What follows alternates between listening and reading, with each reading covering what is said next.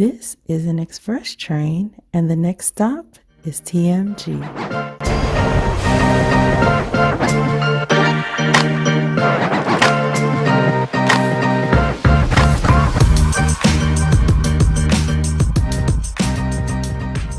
Hi, everybody. Welcome to TMG. I'm your host, Travis Patton Sr. I enjoy discovering and sharing real-life moments of inspiration from everyday people. And this show is about finding moments of inspiration for our everyday lives. And look, and if you're going to tell me something, then tell me something good.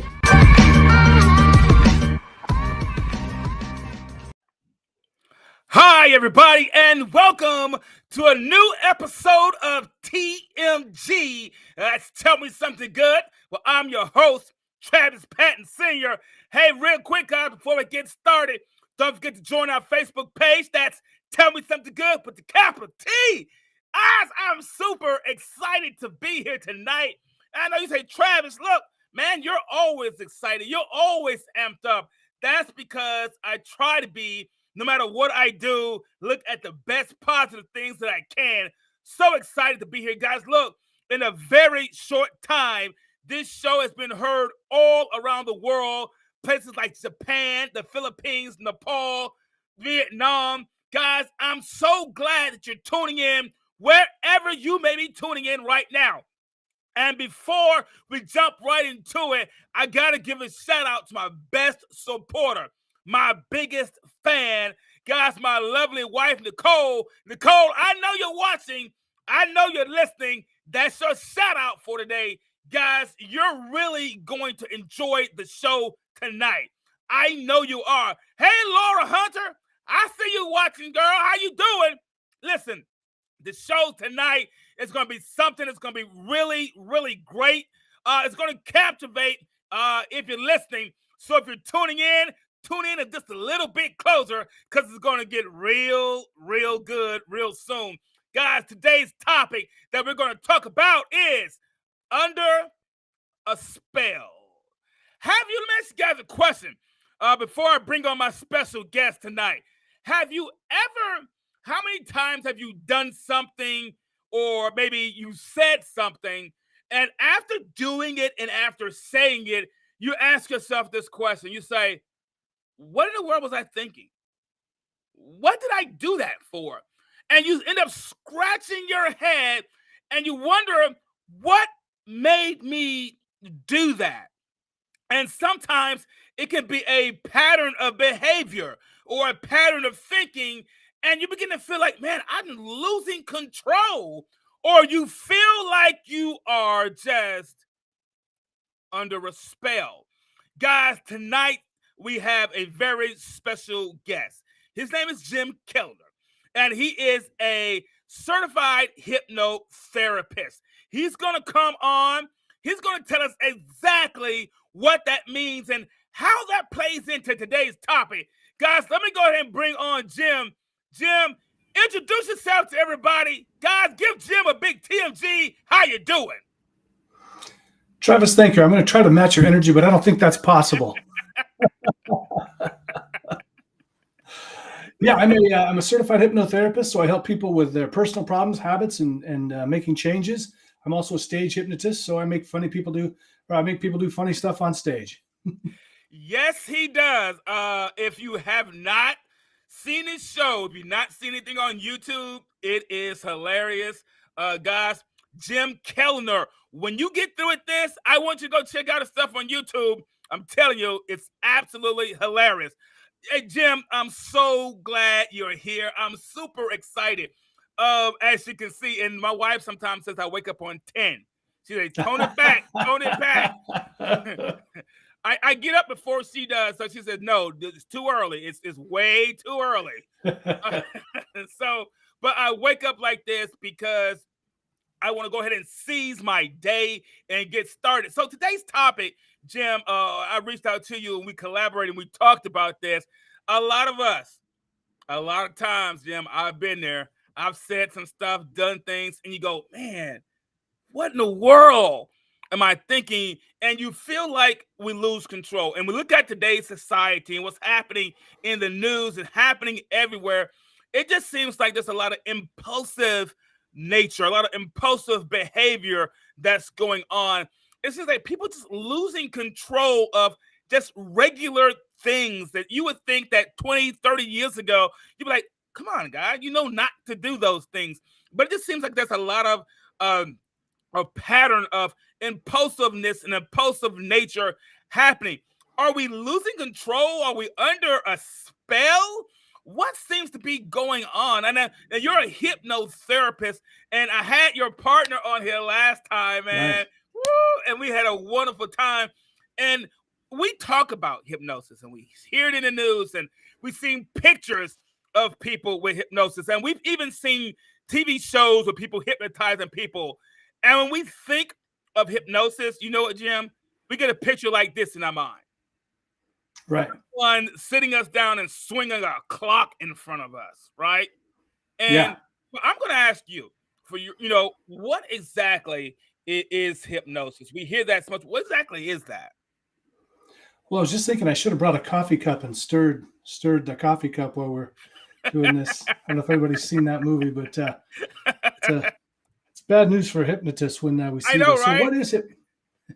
And I want to tell everybody right out there, right up front, pretty much anything you've seen on TV or in movies about hypnosis is incorrect. So don't believe the hype. I wish it worked that good, because if it did, I'd be on an island somewhere with Taylor Swift. I know, right? Don't tell my wife. With bags full of money, by the way. So obviously it doesn't work as well as it does on TV, or wouldn't be here. I mean, love you, Travis, but I wouldn't be here. But I know. Trust me, I wouldn't be here. I've learned to do it myself. So hypnosis is really just a way of, it's a way of bypassing the critical faculty. And the critical faculty is that part of us. So, when you go, I'm going to quit smoking, and you think that's going to be fine. But there's a part of you that's like, no, you can't quit. You've tried that hundreds of times, thousands of times. That's that critical faculty. What we do is we go around that critical faculty, so that when you say to yourself, or I say to you in hypnosis, you easily quit smoking, it gets easier. So there you go, guys. So here's what I hear. It's like our minds, all of our minds has a guard. And hypnosis is a way to navigate around that natural guard that we have, that's set up in our minds, that really prevents us from really tapping into who we are, tapping into the potential that we have.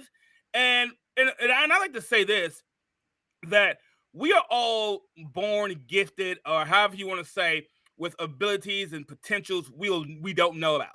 And a lot of us, we settle for our minimum potential instead of maximizing our greatest potential a lot of times, because maybe fear, previous traumas, it could be, anxieties, it could be things like, previous embarrassments, or whatever it may be. And what we do is we settle into a certain place, and we think the mindset that we have is normal. We think it's us. And it really isn't, because if we aren't living out our best lives, if we aren't trying each day to tap into our best potential and be who we can and be better, then we are settling for who we could be. I want to go back to what you said about we think it's us, because that's a big deal. And we're seeing a lot more about this in books and everything. Joe Dispenza, I think, getting past you or something like, anyway. And I cover it in my upcoming book as well. There's this, people are kind of attached to who they are. And if you're attached to who you are today, then that version of you can't get those things that you want, because if you could, you'd have already done it. Absolutely. And so you've got to let go. I've got to let go of the Jim of today to move forward. And it really is, it's sort of like going through stages of life. You go through, you don't fight going through, puberty. I mean, that just happens. So it doesn't mean you have to change completely, but there's parts of you that will have to change. You will have to become a new person if you want new things. Absolutely. Guys, did you hear that? If you want new things, we have to become a new person. listen, those things are attached to who we become. We attract what we want, but as we go forward, becoming that individual, we attract that. We draw it to us. And as we go becoming that individual, we draw it. It's kind of like being in a room with a lot of CEOs. Does it make you a CEO? But it does begin to change this. It does. You do begin to see that, hey, it's possible. And hypnosis just lets you know that it is possible. Well, actually, it's funny. Cool. I actually have a friend here in Seattle, and what he told me one time is he goes, you know what I really like about hanging out with you? He wants to be a hypnotist as well, a stage hypnotist and stuff, but he's still stuck in the 9-to-5 grind. He says, you know what I love hanging out with you, Jim? You show me what's possible. You know, and he's like, you're just a regular guy, you know? And I'm like, yeah, I am. So, you know, it's just, I just did things and became the person that could do those things. Absolutely, guys. And I've watched Jim's story, watched some of the things that he dealt with, overcame with, and he is a regular guy who just, the light switched. He flipped it, switched. There was no magic tricks. There was no spell, nobody casting it, no Harry. I know, right? No Harry Potter, guys. It's just the real thing. We want better, and hypnosis is one way. Hypnotherapy is a way to say you can get it, you can do it. And a lot of us, Jim, we spent a lot of our lives in that forever fight and forever struggle, trying to make life better for ourselves. And it can just be one thought away, a different thought away. And a better life is a different thought away. If we really just change how we appear, a better life is just a different thought away. It really is. And I think that a lot of times we don't even realize it, you know. I mean, you could just start using your other hand to brush your teeth, you know, put your pants on the different leg, you know, start doing things differently. Because again, if you're not where you want to be in life, you don't have those things you want, you got to do something different. You got to do something different. You can't, a lot of people, you know, and it's funny too, because a lot of people think that that things just change overnight. You know, it's just like they wake up and boom. But really what I have found for myself and what I see with my clients is it's brick by brick. You know, you're building a wall and you're making here, you're making a little change, and then maybe you'll put a bunch of bricks in it at once. And then it's, you know, it's kind of boring, to be honest. It really is, because there's no, every once in a while, and here's what I tell clients, you know, is like, every once in a while, somebody will do this monumental thing. They'll change their life completely. They drop 100 pounds and then they go on TV and they make $1 million. But the reason we hear about those stories is because they're so rare. Correct. They're not the regular way it happens. It's not sexy. It's not glamorous. Nobody wants to hear that. You know, you just got to get up every day and go for a walk if you want to take off the weight. You know, it's every day you got to, you know, eat some more vegetables or whatever it is. They don't want to hear that. They want the magic. They want that magic wand. and you're right. And that's the whole point, where when we do things and say things that are kind of impulsive natures and impulsive behaviors, it's because our minds are now programmed to have that instant gratification, that instant fix, that instant in the moment happening. And we can break away from those things. We were talking earlier this week, and we were talking about how our minds are programmed. When we're anxious about things, we grab a bag of chips and start eating them, or we grab a Twinkie, or we grab the chocolate, or we get, or we start nervous pace. A cigarette, exactly. Yeah. And people, and they get afraid of hypnosis, but we're already hypnotized, aren't we, Jim? Already hypnotized. Oh yeah, absolutely. That's a funny thing, is everybody thinks that I'm going to hypnotize them to do things that they don't want to do, but they're already doing the things they don't want to do. Oh, right. So, I mean, really, you know, it's so funny, because it's constantly in the media, and, you know, people get this idea that you know, I'm going to make them do all these things, and yet they're telling me, but I have, you know, and this is the funny thing, they'll say, well, I don't want somebody to have control over my mind. I go, well, I won't, but wouldn't it be great if I did? Because you don't have control over your mind. So let me help you get control over your mind. And I got to tell you too, the thing that I call stress the root of all evil. I do, because it's the thing that makes us eat more, drink more, kick the dog, yell at your wife, all those things, right? And so that's one of the key things that we got to do in life is just try to deal with that stress.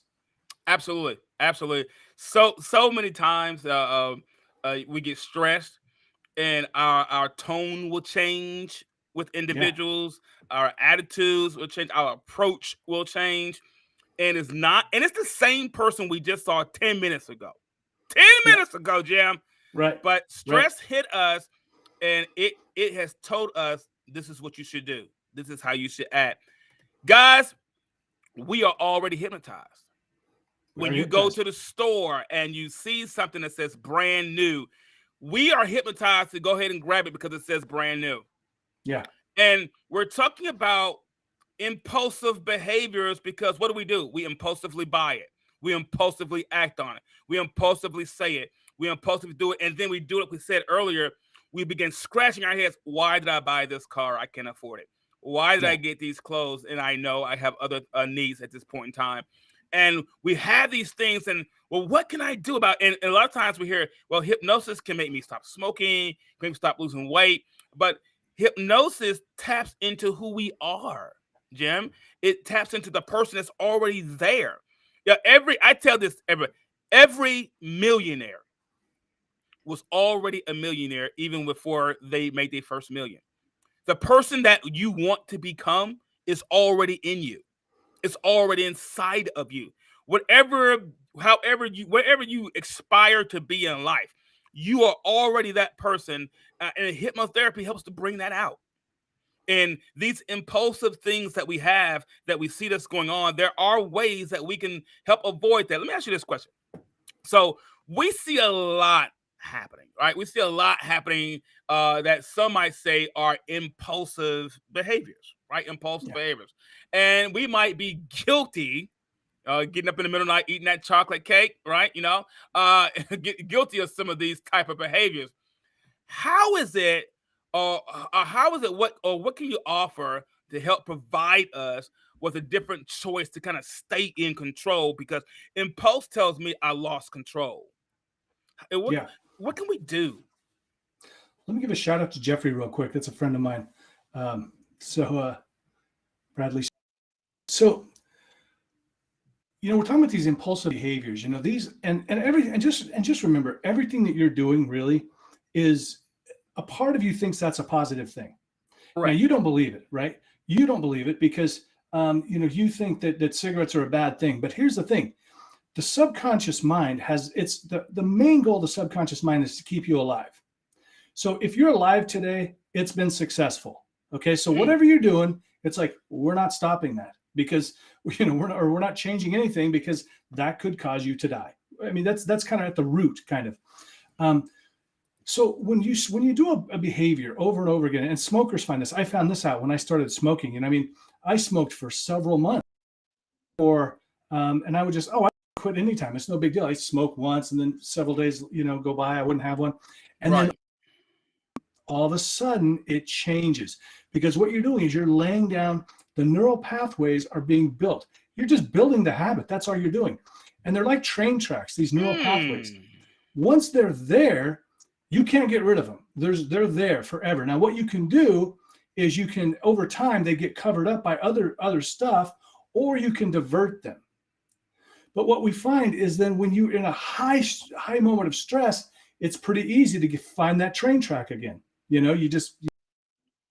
So what I do in hypnosis, a lot of what I do is just coaching. When I'll use smoking as an example because it's such a funny thing because what clients will tell me is, they go, well, I can't quit smoking because how will I deal with my stress?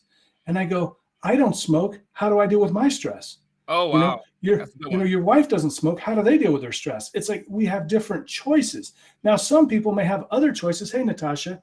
So they may reach for the chocolate cake or maybe they go for a walk or maybe they meditate. Maybe they just take a few minutes for themselves. Right. So what we're doing is we're teaching people different ways to deal with that stress and to divert those tracks, those neural pathways into a new behavior. And in hypnosis, a lot of what I do is just convince them it's possible because because they have come to the place, their conscious mind has come to a place where I can't quit smoking. I've tried it. Right. Every time I try Exactly. it, it hurts. It hurts when I try to Exactly. quit smoking. It hurts when I try to quit drinking. It hurts when I Mm-hmm. stop eating cake, whatever. And it's just Correct. convincing that conscious mind, or getting around it to the subconscious and saying, you can do this. You can do this, dude. You can do thousands of other people have done it. Why not you? Oh, wow. Did you hear that? I'm going to type that in chat real quick. And all I'm going to type is this. Why not you? We'll put that in chat, guys. Why not you? That is a question, guys. I mean, to me, that's a great question to start your day off with. When you wake up in the morning, ask yourself, why not me? When you're going throughout your day, why not me? When you're looking at TV and you see something that you like, and you see someone living a life that you want to live, or having some characteristics that you would like to have and embody in yourself, why not me? If there's habits and things that you want to break, why not me? I'm still in that gym, by the way. I'm gonna put a little trademark next time you see it's got a little R around it. Well, it's actually the topic of one of my talks that I do is why not you? And I came to this over time because I kept asking myself. I get these opportunities. Even when I got my TEDx talk, I got an email and I was like, why me? Why would they want me? There's all these other hypnotists that are way more qualified. Why me? Right. And then I got this other opportunity, and finally I caught myself, and I said, why not you? You're world-renowned hypnotist Jim Kellner. Why not there you? You go. Why not you, Travis Patton Sr.? Why not you? And I'll tell you, it was funny. My assistant, actually, we were talking one time, and she said, I want to submit you for this summit. It was a big deal. I don't even know if I told her this. And when she and I knew who was going to be presenting. It's all these big names in hypnosis. And my first thought was, again, why me? And then I was like, and it was a tough one to go, ooh, why not you? And then I got invited to speak, and I'm like, wow, this is crazy. So it's don't stop asking yourself why me, and say, why not you? That's a great question, man, guys. I mean, just that alone, and you said, so I'm gonna circle back to something you said, that when we have these impulsive natures, behaviors, or these habits, all we've done really is lay down a train track so the train can go, right? So we're connecting the dots. If we didn't lay the train track, the train would stop. It would derail. And that's the same way for anything. Any new behavior we want, if we just get up and just be consistent in something small, we begin to lay the train tracks for that very thing also. And if we can lay train tracks for things we don't like, we can lay train tracks for things we do like. It works the same way. It does. And we find ourselves doing things, and it's like that train. We find ourselves arriving in places we've always wanted to arrive at. We find ourselves arriving in destinations and being in places we've always wanted to be, because we've laid down that track. We've laid down that track. So that's good. That's good. Ask that question. Though we hear this. Let me ask you this. And hypnosis has always had kind of a negative connotation, or mystical kind of connotation attached to it. What might be some signals? We're talking about impulsive natures here. What might be some signals that we are acting or responding impulsively? And what in the world can we do? Because I know if you're listening to this tonight, or if you're going to listen to it later on, we all have done that, said that. Man, what in the world? What are some signals that we're acting impulsively? Or are there any that we can notice? Well, what I would say is you really want to. I think it's tough if you're not working with somebody, and I don't mean just a hypnotist, because if that's not your thing, you could also utilize guided meditation, or you could use cognitive behavioral therapy, or something like that. It really is. It's tough at first. It really is. If you're doing this on your own, I'll be honest, it really is tough to do on your own at first, because you've got to start to what I want you to do is just start paying attention. That's the problem. Is most of us we're just going through life. We're hypnotized. We're not paying attention, right? Correct. We are just going. We're just coasting through life. And if you don't believe me, think about this. You ever lost your car keys? It's because you were hypnotized, right? I love that. You put your car keys down. You weren't focused. The other thing too is I would say is, before I forget, I'll come back to that too. But there's one of my colleagues, Dr. Richard Nongard. He did a TEDx talk on mindfulness, and mindfulness I have found to be just an incredibly powerful self-help tool. And at its essence, the way you practice mindfulness is you focus on your breathing. And so, as I'm talking to you, I can kind of just focus on each breath in, each breath out. And when you're driving, whatever you're doing, you just focus on that. It keeps you in the moment, so your mind isn't everywhere else. Correct. And then and most of us, we can kind of tell if you start paying attention. If you're paying attention from now on, just make a note or something, a sticky note. I'm going to pay attention, because you start to feel yourself escalate. Correct. And that's when okay, you know what? I'm not in a good place right now, so I need to go away, because a lot of people do, myself included, sometimes it's like I feel it coming on, I'm irritable, and I don't do anything about it, and I just keep going, and then what do you know? Then I snap at my wife, or I do whatever. It's a great time to go for a walk around the block. Correct. It's a good time to do some deep breathing. It's a great time to do whatever you think is going to help you to de-escalate that. And I think it'll make a big difference. It's that paying attention part. After a while, like now, like I can recognize it almost immediately. I go, yep, I'm getting to that place. If I don't do something, that I'm going to pull the trigger. Exactly. And I do the same thing. Jim, what I do a lot of times with mindfulness, when I feel myself getting to that point, let me just slow my breathing down. And I heard someone say this: when we begin to slow our breathing down and let our breathing take over, it begins to feed oxygen to the front part of our brain, where we do most of, to a part of our brain that does all the thinking. And we can begin to become more rational than irrational. And we can start thinking through the consequences a little bit better. Right. When you're getting ready in a car lot, and the salesman's all hype and excited, he's got you all ready to buy. Yeah, man, ride a car. Yeah. And we're all emotional, but we're not calm. We're not focused. We leave the lot with a wonderful looking car until that first payment comes. Exactly. And then we're reminded, I knew I should not have gotten this vehicle.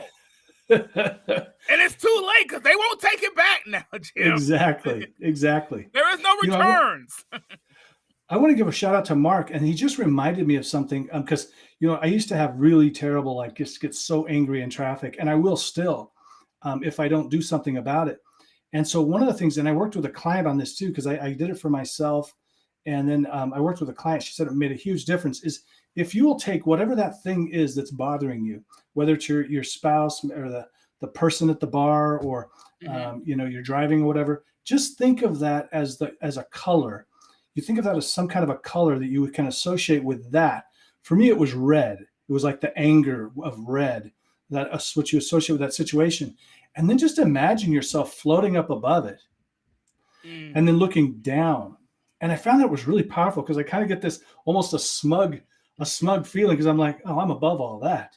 You can't bother me. I'm above all this. Guys, listen. What we're saying is this: we all will be faced with impulse emotions, impulse feeling, because we're human. We're not saying that we're superhuman, but we're saying there are things that we can do. And what Jim does with hypnotherapy is help us tap into it once again, guys, to what is possible inside of us. And the show TMG, Tell Me Something Good, it's all about speaking to what's positive and what's possible in us. What is possible? Because we all want to know what we're possible or capable of doing, the potential that lies in all of us, and that's what we all want to know about. Um, Good strategy, Natasha. So Natasha had a great strategy, and what did Natasha say? Yeah, I like that. Setting some random alarms on her phone with little messages to stop Oh, and that's good. take a few minutes. Yeah, the thing is don't try to push through it, because most of us, we're just not strong enough. We fail, and so this is, and I'll tell you, this is one of the greatest. This is one of the greatest things that I came a while back, was like, I'm gonna fail at things. So what can I do to prevent myself from failing? And the great example of that is my phone. When I go to a store, I go to the doctor or something, I always want to lay it on the counter. I always want to do that. But I did that once, and I ran back in, and some woman was starting to put it in her purse, and I was like, What? yeah, seriously. And she goes, What? oh, I thought it was mine. Like, oh yeah, Oh, right. yeah, right. Sure you did. So what I have to do is I have to consciously say to myself every time I start, no, I never put it, no matter how convenient it is, I never set my phone down. I never set it, it goes into my pocket. So a lot of times people will look at successful people and they'll think, oh, they just born that way. Correct. Believe me, people, I was not born this way. I was not born, the badass Jim Kellner. I was not. Or maybe I was. Actually, let me just say that, because you had mentioned something earlier that we're kind of born with this thing. I think we're like a new car. When we're born, we're a new car. We roll off but then we get all the dings, and we get the chips exactly in the windshield. If you think that, because people always say, well, just be yourself. Don't crap yourself. Be a better yourself. a better version of yourself. And you don't even know who you are, because you've got all these dents. You've got all these cracks in the windshield. You don't even know who you are. Exactly. Jim, you're reading my brain, man. I tell people that you have no clue who you are. As long as we are alive. One thing I love about the human mind and about humans is that we're ever evolving, we're ever changing, we're ever adapting. And who you were when you were 7 is not who you are when you're 18, not who you were when you're 20, not when you were in your 30s or your 40s. So to say be yourself, you don't know who that person is. So I heard someone say this before, and I completely wholeheartedly agree with it. It is well and it is okay to say, when someone asks, hey, be yourself, or who are you? It's okay to say, hey, I'm still evolving. I don't know who I really am right now. I'm still evolving. I'm 52 years old, Jim. I have no clue who I'm going to be at 62 or 72. I just know who I am now. Embrace that and become the better version of who you are. Being yourself, what does that even mean? Yeah, it's such a trite cliche. I think there's good intentions behind it. People are saying, don't change yourself for other people. What they're really meaning, or don't, if you're an artist, don't change yourself to go do this or something. It gives people this idea that that they shouldn't change. And a lot of people think they can't change. They're like, well, God, I've been this way for 52 years. How can I possibly change? But you've changed all kinds of things throughout your life. Absolutely. Whether you know it, whether you think about it or not. And here's what I think about this. When we hear the word change and we talk about impulsive behaviors, the first thing we start thinking, oh man, this is gonna be tough, this is gonna be hard. You just hit the key. You said we changed things all our lives. We didn't give it a whole lot of thought. We changed a whole lot. Let me ask you this. All right, so you said you do on stage. You do what you do on stage. I've seen you do seen you release with high school students. I've seen your TEDx talk was good. Colleges, everywhere on stages. And so comedy, right? Comedy. Yeah. You're pretty funny. Yeah, you're pretty funny. Thanks. He's hiding it, guys. This guy, I don't know why. I don't know why he's hiding. He's hiding it. Well, serious topic, serious topic. I've seen your stand-up, Jim. So you have successfully kind of married these two, right? Yeah. You kind of infused it into your career. Are there ways that we can kind of use humor along with some tips of therapy to kind of to help us see the funny side of things when things are kind of going crazy, when we see this impulsive stuff happening, and that we can see the funny side of things when we might, kind of feel like we're losing control. I'll tell you one of the things that I've worked with some clients, and it just occurred to me one time when I was working with one client. She was telling me this story about her office environment, and the more she told me, I almost started breaking out laughing, because the reason was it sounded like a sitcom to me.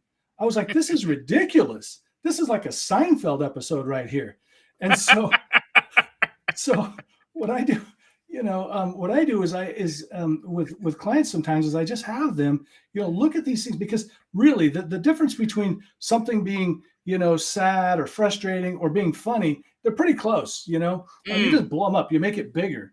And so if you can think about your favorite sitcom and these people that are doing these things, like the people in traffic, how would George Costanza react to this situation, or Kramer, or whatever your favorite show is. And you start to go, it starts to get funny, and it's hard to be stressed. It's hard to be angry when you're laughing. I love that. It's hard to be angry when you're laughing. Now, I know someone personally who's really good at that.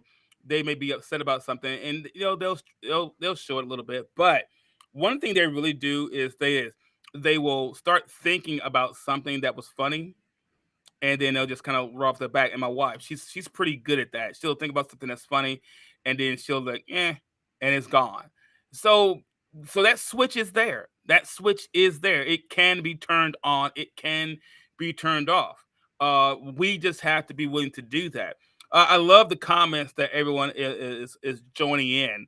Natasha asks, habit stacking is the most powerful strategy ever. Repeat one thing. Absolutely. Repeat one thing until it becomes a natural response. Motivation will come and go, but when you lack motivation, those unconscious automatic reflex actions will still get things done. Natasha, your point on with that. That's the point about building those small, consistent things. You said building those layers, those bricks. One thing after the next. It's a little foundation. So you may not feel motivated because it's raining outside, or you may not feel motivated because your favorite TV show was canceled, or your favorite team lost, or whatever it might be. But those things that we build, those will always be there. We'll find ourselves doing those automatically, like Natasha said. Why not me? Making statements like that and then acting on those things every day. I love that. Yeah, and what's and really, if you can link those habits, so like one of the things that I started doing was I was trying to figure out when I would do push-ups, and I was trying to, and I read Atomic Habits, and that may be where she's from what she's talking about right now. Or there was another book, The Power of Habit, or something. I think it's mentioned with different names in each book. Mm-hmm. But I said, okay, well, when I'm making coffee, it's a perfect time for me to do a few push-ups, a few squats, just body weight stuff. And it became just a routine, just a habit, because you're already doing this one thing that you have. It's already habitually trained. I'm going to make coffee. It's morning time. Absolutely. So I do my push-ups. Absolutely. Like my wife and I have a routine. I wake up before she does, so I come downstairs and I do the treadmill. Every day. Yeah. And I don't feel like doing it every day. But my mind says get up and do it. So before I know it, and there are days, Jim, I said no, I'm not going to do it, but I'm saying no while I'm on the treadmill because my mind is already doing it. Travis, this is the biggest myth I think about exercise is people look at people that exercise and go, oh, well, they're just lucky, they like doing it, or they're just really motivated. No, I went for years without exercising. And yeah, it's just, you do it when you don't want to do it. It doesn't matter if you want to do it. You just do it because you made that goal. It's good for you. You just do it. And I remember when I was running a lot, I was running at lunch every time when I was working at this one clinic. And I would just and what I found myself was just kind of myself, oh, this sucks. I hate this. And I said, no, that you can't do that. I started saying, I love this. And I'm going, no, Absolutely. I don't. I go, yes, I do. I love this. Oh, it's so awesome. And after I never started loving it, but it wasn't as unpleasant. Exactly. Change the mindset. So we mentioned something. Natasha mentioned something. You've been mentioning something. I mentioned something. You have a book coming out, Jim. Have you settled on the name of the book, when it's coming out? Yeah. So Natasha's mentioning my former book, which is getting re-edited. It'll be released in the fall, I think.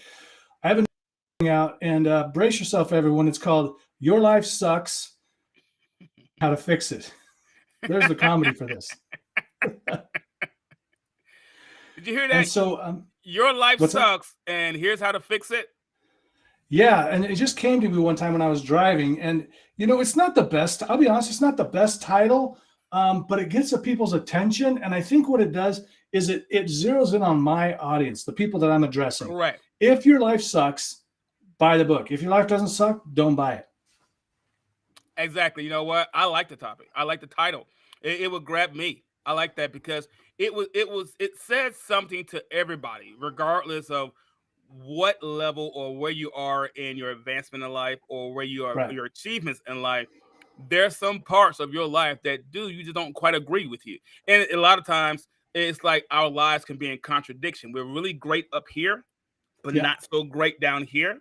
Yeah. And life happens in between the gaps. Totally. We're great here, down here, not so. But in that middle spot, that gap, that's where we start feeling it. That's where the issues come in. That's where the impulsive natures come in. That's where the anger comes in. That's where the road rage comes in.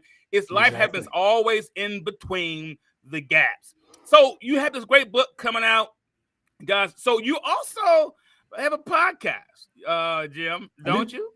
I do. It's called Exploring Awesome, and that's what I do. I explore awesome people and they share their tips for living a more awesome life. So I've met a lot of cool people doing it, and I get a lot of great tips for living an awesome life. That's pretty cool. Where can they hear it? Like on all the platforms, Spotify. Where can they hear it on? Yeah, on Spotify's the best right now. I'm trying to get I'm importing from the platform I used before, and it's just been a nightmare. So it's hard to get it on Apple right now, I think, and Google, but you can definitely get it on Spotify. Awesome, guys. Or on my website, or on my YouTube channel.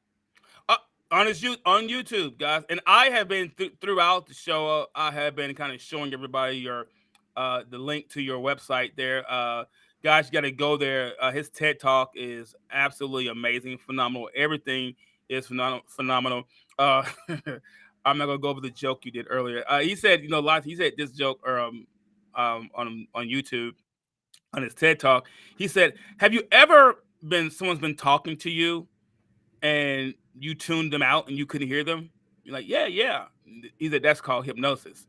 He said, "Has your wife ever been talking to you and it tuned out?" He said, "No." He said, "Has anyone else been talking to you and tuned out?" He said, "That's called your wife." So there you go. So you don't want to tune that one out. But guys, listen, what else we got in here? Somebody else put something in the chat. Let's see what we got here. Thank you, Natasha. Oh, look at Natasha. I love that. Look at that. That's what you call having backup and having help. Yeah, she's amazing.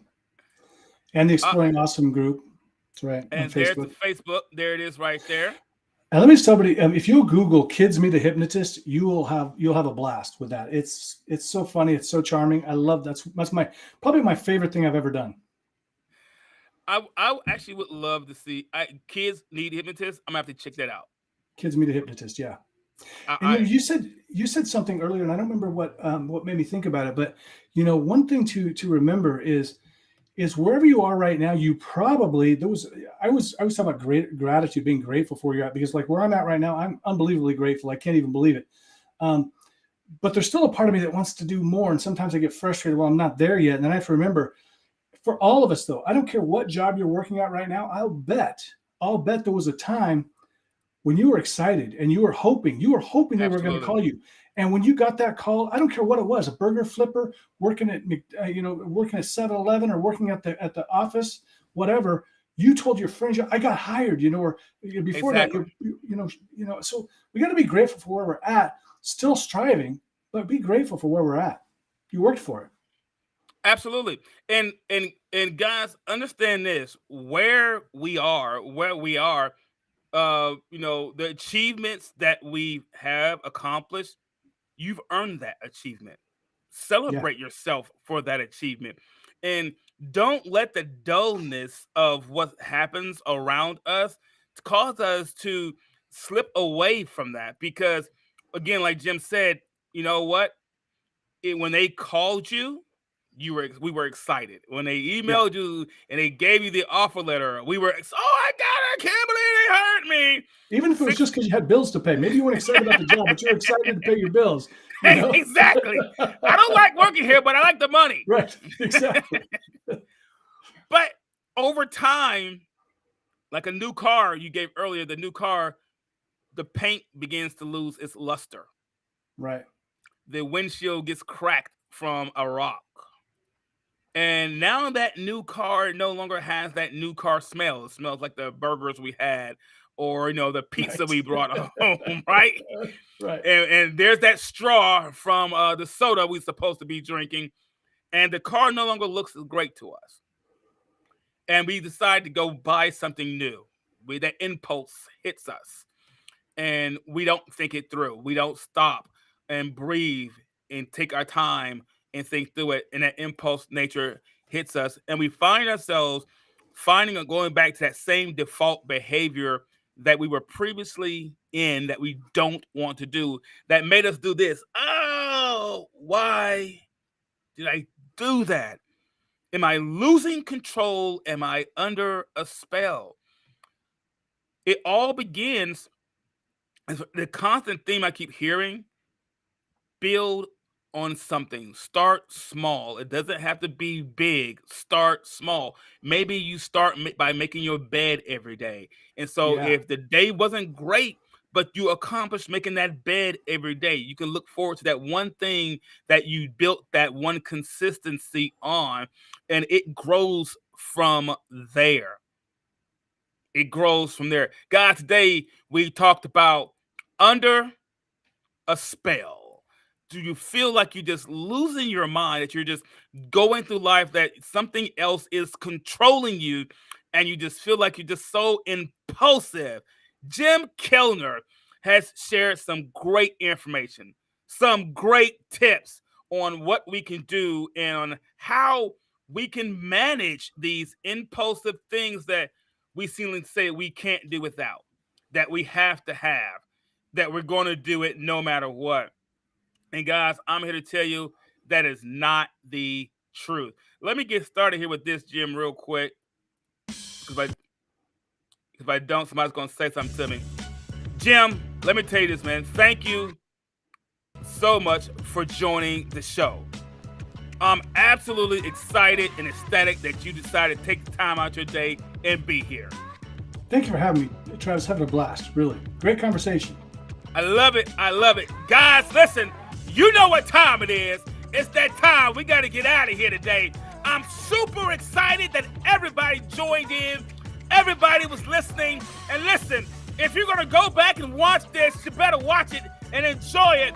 Or maybe you decide you're going to tune in on one of your favorite streaming platforms like Apple Podcasts, Pandora, Google Podcasts, Spotify, iHeartRadio, and so many more. And don't forget, you can tune in right here each week, 4 p.m. Central Standard Time, live on Facebook. That's 5 p.m. Eastern, 3 p.m. Pacific Time, guys.